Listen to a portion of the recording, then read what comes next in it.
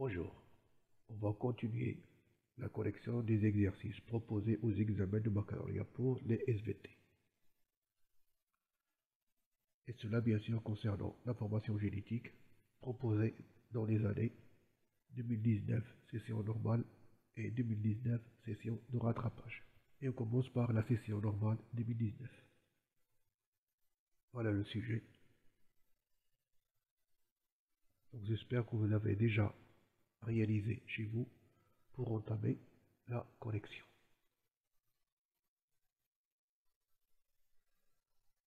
La neurofibromatose de type 1 est une maladie héréditaire. Parmi les symptômes de cette maladie, apparition de taches légèrement pigmentées au niveau de la peau avec possibilité de formation de certaines tumeurs bénignes, c'est-à-dire le cancer, des neurofibromes et des malformations du squelette. Pour déterminer l'origine génétique de cette maladie, on propose les données suivantes. Donc le but de cet examen est chercher l'origine génétique de cette maladie. La neurofibromatose de type 1 est associée à une protéine qui porte le nom de neurofibromine 1, qu'on symbolise NF1. Cette protéine contrôle l'activité d'une autre protéine nommée RAS, qui intervient dans la régulation de la division et de la multiplication cellulaire. La protéine NF1 se trouve sous forme ou sous deux formes. La protéine NF1 se trouve sous deux formes, une normale et l'autre anormale. Les deux figures A et B du document 1 représentent la relation entre la protéine NF1 et l'activité de la protéine RAS, et la nature de la division cellulaire chez une personne saine, figure A, et une personne atteinte de la maladie, figure B. En exploitant le document 1, comparer l'effet de la NF1 sur la protéine RAS chez la personne saine et chez la personne malade, puis montrer la relation protéine-caractère. Donc d'après les données ici, on peut faire ce qu'on appelle une comparaison. Donc chez la personne normale ou la personne saine, qu'est-ce qu'on peut constater? Que la NF1 est une enzyme qui est normale, qui active la transformation de la RSA en RASI, c'est-à-dire A normale et I, elle est anormale. Alors que chez le malade, la NF1 anormale ne permet pas cette transformation. Vous voyez? Donc RS, vous voyez ici la RSA, sous l'action de la NF1 normale, se transforme en RASI. Et cela permet la division normale de la personne, et la personne elle est saine, donc phénotype qui est sain. Par contre, chez l'individu malade, la NF1 qui est anormale ne peut pas transformer la RSA en RASI, qui va donner des divisions cellulaires anarchiques, donc la personne sera atteinte de ce type de cancer. Donc toute modification au niveau de protéine RAS entraîne l'apparition du cancer, c'est-à-dire changement du caractère, du phénotype. Donc il y a une relation entre la protéine et le caractère. Donc par comparaison, chez la personne saine, la NF1 normale active la transformation de la RSA en RASI, alors que chez les personnes ou la personne malade, la NFA anormale ne permet pas cette transformation. Alors que chez la personne saine, on a une multiplication cellulaire normale, donc un phénotype normal, alors que chez la personne atteinte, on a une multiplication anarchique, d'où l'apparition des symptômes de la maladie. De là, on peut montrer qu'il y a une relation. Donc le changement de la protéine NFA normale en NFA anormale a entraîné un changement de phénotype, division cellulaire anarchique et apparition de la neurofibromatose de type 1. Donc il existe une relation protéine-caractère. Deuxièmement, la synthèse de la protéine est contrôlée par un gène appelé NF1 qui existe sous deux formes aussi, alléliques. Le document 1 présente un fragment de l'allèle normal brun transcrit chez un sujet sain et un fragment de l'allèle anormal brun sous-transcrit chez un sujet atteint de la neurofibromatose de type 1. Le document 3 présente un extrait du code génétique. Donc en vous basant sur le document 2 et 3, donnez les séquences d'ARN M et des acides aminés correspondant à l'allèle normal et à l'allèle anormal, puis expliquer l'origine génétique de la neurofibromatose de type 1.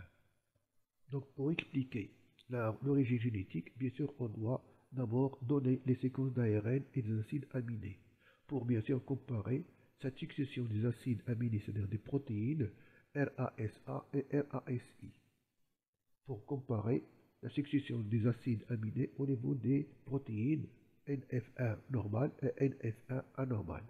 Donc pour cela, remarquez ici, chez l'individu sain, c'est-à-dire pour l'allèle normal, le brin transcrit, le voilà. De là, on peut tirer l'ARN M, donc par complémentarité des nucléotides, bien sûr, en faisant attention à remplacer le T par U pour l'ARN M. Et de là, grâce au codon qu'on a ici, bien sûr, et au tableau du code génétique qu'on a ici, on peut en extraire les acides aminés correspondants. Voilà donc pour l'allèle normal et voilà pour l'allèle anormal. Puis on vous demande ici d'expliquer l'origine génétique. Alors pour expliquer l'origine génétique, on doit comparer la succession des acides aminés et la succession des nucléotides au niveau de l'allèle normal et au niveau de l'allèle anormal. Remarquez ici ce qu'on voit. Donc au niveau du brin transcrit normal et au niveau du brin transcrit anormal, qu'est-ce qu'on peut constater?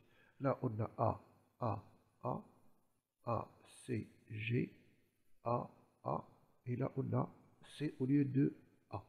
Mais il n'y a pas seulement une substitution, parce que, remarquez ici, on a un changement des acides aminés, ce qui montre qu'il y a un décalage. Donc ce décalage peut être expliqué par la délétion de A. Si on enlève ce A, qu'est-ce qu'il va rester? A, C, la voilà. Puis T, G, T, la voilà. Puis A, G, G, la voilà. Et elle reste ici A, la voilà. Donc vous voyez ici qu'il y a une délétion d'un nucléotide au niveau de la position 6533, ce qui a entraîné la modification ou la transformation de la protéine NF1. Donc on a la protéine NF1 anormale qui est non fonctionnelle ou qui deviendra non fonctionnelle pour contrôler bien sûr la division anarchique des cellules. Donc l'origine génétique de la maladie étudiée est due à une mutation au niveau de l'ADN par délétion des nucléotides A au triplet 6533, ce qui cause un changement de la séquence nucléotidique et synthèse d'une protéine NF1 anormale, donc pas de transformation de RSA en RASI, et activation continue de RSA, ce qui entraîne une multiplication cellulaire anarchique, d'où symptômes de la neurofibromatose 1. Le document 4 présente l'arbre généalogique d'une famille touchée par la neurofibromatose de type 1. En vous basant sur le document 4 que vous avez ici, et sachant que le 1-2 de cette femme-là est homozygote, elle est saine et homozygote, montrez que l'allèle responsable de la maladie est dominant et porté par un chromosome non sexuel. Puis, en B, déterminer la probabilité pour que le couple 2-1 et 2-2 donne naissance à un enfant sain. Justifiez votre réponse en utilisant l'échiquier de croisement. Donc, si on répond à la première question, si cette personne, elle est saine et homozygote, donc il peut avoir les deux allèles qui sont identiques, mais elle donne naissance à des enfants qui sont malades, et son mari est malade. Donc l'apparition de ces enfants malades est le résultat de la rencontre d'un allèle malade et d'un allèle sain.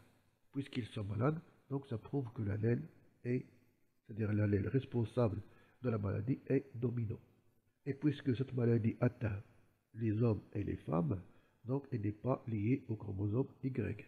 Et l'obtention d'une fille atteinte à partir, puisque ici on a un enfant malade qui est né d'une mère qui est saine, et le gène est porté par le chromosome X. La femme va donner un X à son enfant, alors que le mari malade va donner un Y. Donc l'enfant sera sain, non pas malade, ce qui prouve que la maladie n'est pas liée au sexe, mais elle est portée par un chromosome non sexuel. Donc ce qu'on peut écrire, La maladie apparaît à chaque génération et chaque enfant malade est issu d'un des parents malades. La fille de 4 malade est issue de la mère 1-2 saine homozygote, ce qui fait qu'elle est hétérozygote malade. C'est-à-dire cette fille qu'on a ici, elle est malade, mais elle est hétérozygote. Il a un allèle sain de la mère et un allèle mutant du père. Donc elle est saine, mais elle est malade, ce qui prouve que la maladie elle est dominante. Pour ou la relation avec le chromosome X ou non, puisque les femmes sont atteintes. Donc le gène n'est pas porté par un chromosome Y. Du fait que l'allèle responsable de la maladie est dominant et une mère saine, par exemple le 2-8, donne naissance à un enfant, c'est-à-dire le 3-6, malade. Donc ceci prouve que le gène responsable de la maladie n'est pas porté par le chromosome X, mais par le chromosome autosomal. Ce qui signifie que cette maladie, elle est dominante et portée par le chromosome non sexuel. Après, on nous demande de déterminer la probabilité pour que le couple 2-2-1 et 2-2 donne naissance à un enfant. Justifiez votre réponse en utilisant l'échiquier de croisement. Donc, puisque 2-1, phénotype sain, donc elle est homozygote, alors que la mère ici, qui est malade, donne une fille qui est saine, prouve qu'il est hétérozygote. Donc, on a un croisement entre un père sain homozygote et une mère malade hétérozygote. Donc si on fait cette interprétation chromosomique, voilà ce qu'on peut avoir. Donc le père sain petit m, la mère malade grand M, donc sain est homozygote petit m, donc 100% de gamètes petit m, alors que la mère elle est hétérozygote, elle donne 50% de grand M et 50% de petit m. Ce qui prouve à partir de l'échiquier du croisement que la probabilité d'avoir un enfant sain, petit m, est de 1,5, c'est-à-dire 0,5 ou 50%. La neurofibromatose de type 1 est une maladie héréditaire très répandue dans une population donnée. Cette maladie touche une personne sur 3500. Cette population obéit à la loi de Hardy-Weinberg. Calculer la fréquence de l'allèle responsable de la maladie et celle de l'allèle normal. Puis B. Calculer la fréquence des individus hétérozygotes. Comme information, se contenter de 2 chiffres après la virgule dans les applications numériques. Alors, puisque la maladie est dominante, qu'est-ce qu'on peut dire concernant les personnes à phénotype malade? Il y a 2 génotypes, grand M et grand M petit m. La fréquence de grand M est P carré et la fréquence de grand M petit m est 2PQ. Donc la fréquence des malades est P carré plus 2PQ. Alors que la fréquence des individus sains est c'est-à-dire F de MM est de Q carré. Ce qu'on a ici comme données, ce sont les malades. On a que cette maladie touche une personne sur 3500. Alors, sur 3500, il y a une personne touchée. Donc, il reste 3499 qui sont sains. Et cela, bien sûr, représente la fréquence M de petit m, c'est-à-dire Q carré. Et la fréquence petit m de petit m sera bien sûr la racine carrée de cette valeur. Donc, si on fait les calculs, donc, vous voyez ici, on a le phénotype, c'est-à-dire les malades et les sains. Les malades, comme génotype, ils ont grand M ou petit m, grand M, petit m. Alors que les sains, c'est petit m, et comme fréquence, P carré de PQ et Q carré. Donc la fréquence des malades est P carré plus 2PQ. Et la fréquence des sains, c'est seulement Q carré. Donc, on a F de M, c'est-à-dire la fréquence des phénotypes. Et la somme des fréquences grand M et la fréquence grand M, petit m. Donc P carré plus 2PQ est égal à 1 sur 3500. Donc F de M, c'est-à-dire l'allèle 1 récessif, est égal à F de MM est égal à Q carré. Donc 3499 sur 3500. Par la suite, F de M est égal à Q. Donc c'est la racine carrée de 3499 sur 3500. Donc ce qui donne 0,99. Donc F de M est égal à Q, c'est 0,99. Et puisque P est égal à 1 moins Q, donc il sera égal à 0,01.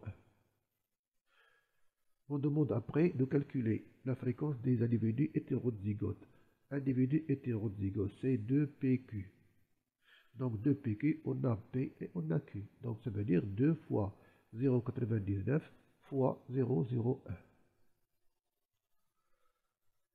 Donc la fréquence des individus hétérozygotes, f de m petit m et de pq. Donc voilà l'équation ou l'application numérique, ce qui donne 0,01. Donc les personnes hétérozygotes représentent dans cette population 1%. Maintenant on passe à la correction de la session 2019. Vous avez ici l'examen. Vous pouvez bien sûr arrêter la vidéo pour essayer de répondre aux questions. Sinon, on passe à la correction. Donc la bronchopneumonie obstructive chronique, BPOC, est une maladie caractérisée par la dilatation des alvéoles sous l'action des protéases sécrétées par les globules blancs, créant ainsi des bulles appelées emphysèmes, ce qui expose les poumons aux infections. Des chercheurs ont établi la relation entre cette maladie et une protéine alpha-antitrypsine, notée AAT. Cette protéine protège les poumons contre l'action lytique et destructive lytique de certaines protéases. Le document 1 présente certains paramètres liés à cette maladie chez un sujet sain et un sujet malade. Comparez les paramètres étudiés entre le sujet malade et le sujet sain, puis établissez la relation entre la protéine AAT et la maladie. Alors, remarquez le tableau. On a ici un sujet sain et un sujet malade. On a ici la concentration de la protéine AAT. Là, on a les protéases, c'est-à-dire les enzymes. Là, l'état des alvéoles et l'état du poumon. C'est ça le caractère, bien sûr. Donc, pour le sujet sain, on a une concentration comprise entre 0,2 et 2,1, c'est-à-dire une concentration qui est élevée. Ainsi, les protéases sont en taux normal, ce qui entraîne que les alvéoles sont normaux, normales, ainsi que l'état du poumon. Par contre, pour le sujet malade, la concentration des protéines AAT est inférieure à 0,5, ce qui entraîne une augmentation des protéases taux élevé.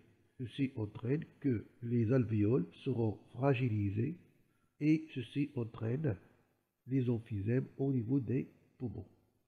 Donc il y a une relation entre la concentration de AAT et l'état des poumons. Donc il y a une relation entre la protéine et le caractère. Chez le sujet malade, le taux de la protéine AAT est faible. On a dit qu'il est inférieur à 0,5 par rapport au sujet sain. Et le taux des enzymes protéases est élevé chez le sujet malade par rapport au sujet sain. Chez le sujet malade, les alvéoles sont fragilisés avec des emphysèmes pulmonaires. Par contre, chez le sujet sain, les alvéoles et les poumons sont normaux. Donc, la diminution de la concentration de la protéine AAT permet l'augmentation du taux des protéases, ce qui rend les parois des alvéoles fragilisées, d'où la formation des emphysèmes pulmonaires et apparition de la maladie, ce qui montre la relation entre la protéine AAT et la maladie, donc relation protéine-caractère. La synthèse de la protéine AAT est contrôlée par le gène SERPINA1. Le document 2 présente deux fragments d'allèles bruns non transcrits, l'un normal et l'autre responsable de la maladie, alors que le document 3 représente un extrait du tableau du code génétique.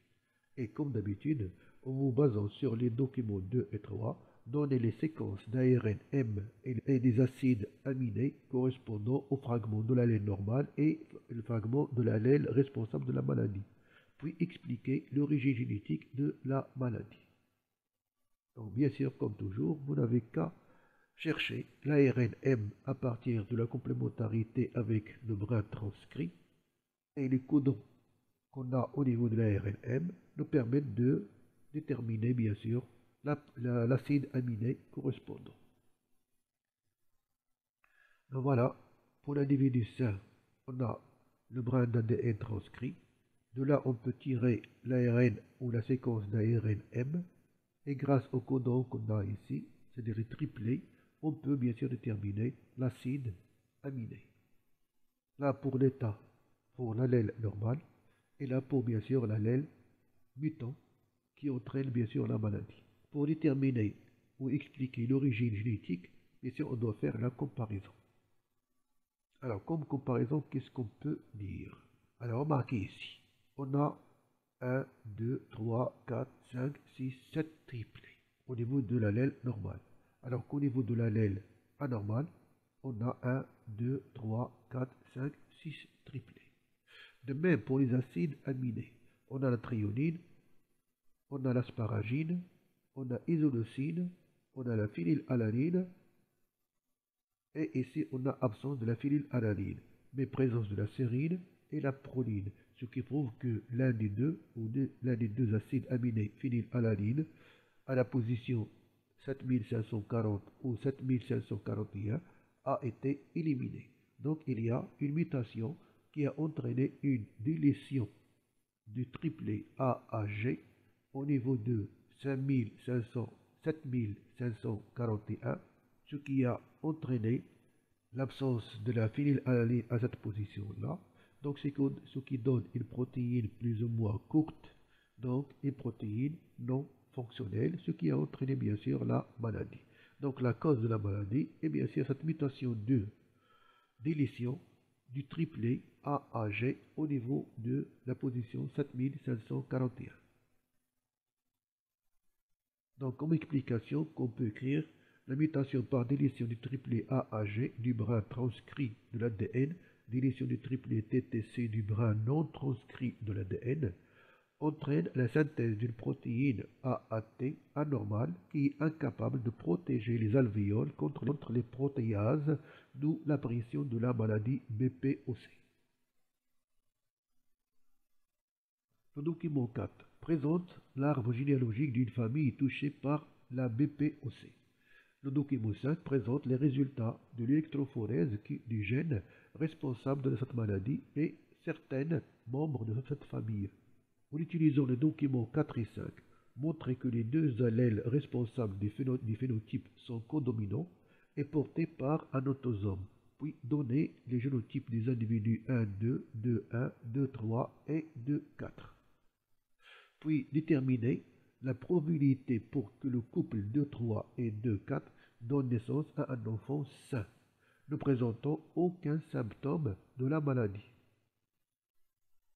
Alors pour répondre à la première question, la 3A, on doit montrer que les deux allèles responsables du phénotype sont codominants. Donc d'après cet arbre généalogique, qu'est-ce qu'on peut constater?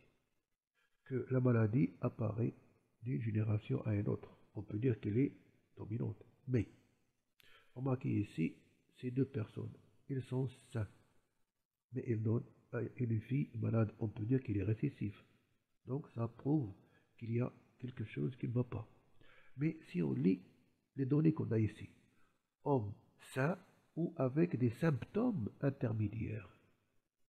Donc puisqu'il y a des symptômes intermédiaires, donc ça prouve qu'il y a une codominance entre les deux allèles. Pour confirmer ça, on va voir le document numéro 5. Remarquez l'homme 1,1 qui est sain. Sain avec symptômes intermédiaires, qui est sain. Qu'est-ce qu'on peut voir au niveau de l'électrophorèse? Le 1,1 est là les deux allèles, normal et morbide, c'est-à-dire qui entraînent la maladie. Puisqu'il a les deux allèles et il a bien sûr des caractères ou des symptômes intermédiaires, on peut supposer qu'il y a une codominance entre les deux allèles, normal et morbide. Alors que les individus malades, par exemple le 1,2, le 1,2 il est malade, il a les deux allèles qui sont morbides. Par contre, l'individu qui est totalement sain a les deux allèles qui sont normaux. Donc là, on peut donner les génotypes. Pour le 1,2, c'est grand M, grand M.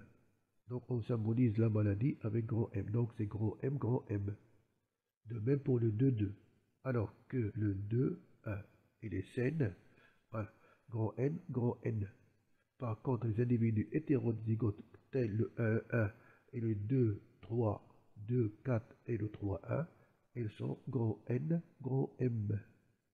Voilà ce qu'on peut écrire.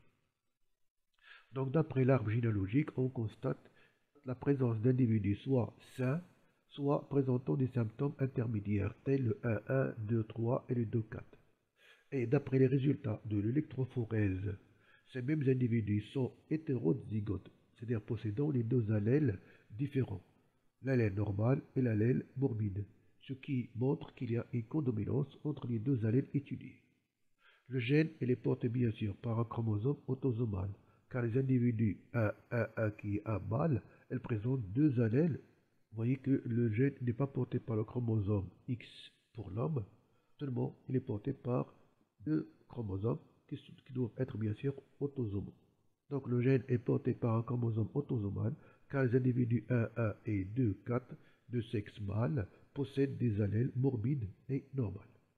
Donc les génotypes probables pour les individus sont représentés ici dans le tableau. Donc on a l'individu 1, 2, 2, 1, 2, 3 et 2, 4. Leur phénotype, donc le 1, 2, il est malade, le 2, 1, il est saine, 2, 3, il est saine, et le 2, 4, il est sain. Donc leur génotype, celui qui est malade sera grand M, et celle qui est saine, le 2, 1, qui est saine, il présente donc le NN, alors que les autres, ils sont bien sûr sains, mais ils sont hétérozygotes, donc ils seront M grand N. Alors pour déterminer la probabilité pour que le couple 2, 3, 2, 4, 2, 3, 2, 4 ait un enfant, c'est-à-dire le 3, 4, sain, ne présentant aucun symptôme de la maladie. Donc ici, on doit faire bien sûr une interprétation chromosomique. Le 2, 3 et le 2, 4. 2, 3 et 2, 4 sont hétérozygotes. Donc on doit faire une interprétation chromosomique entre deux individus qui sont hétérozygotes. Voilà. Donc les deux individus, les deux parents sont hétérozygotes. Bien sûr, chacun va donner la moitié, c'est-à-dire 50% de grand M et 50% de grand N comme gamète. Et l'échiquier que voilà nous donne que pour qu'il y ait naissance d'un enfant sain ne présentant aucun symptôme de la maladie, c'est grand N, donc c'est un quart. Donc la probabilité d'avoir un enfant sain ne présentant aucun symptôme de la maladie est de un quart. Là, je vous laisse, comme d'habitude, des examens à réaliser chez vous concernant les années 2020 et 2021.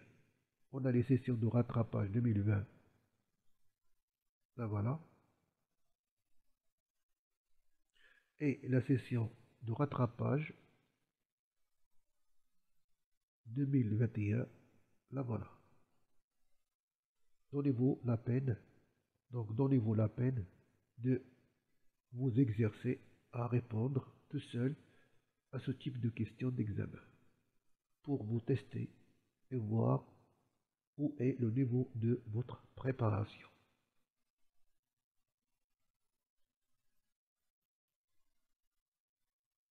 Moi, je vous donne rendez-vous à la prochaine vidéo.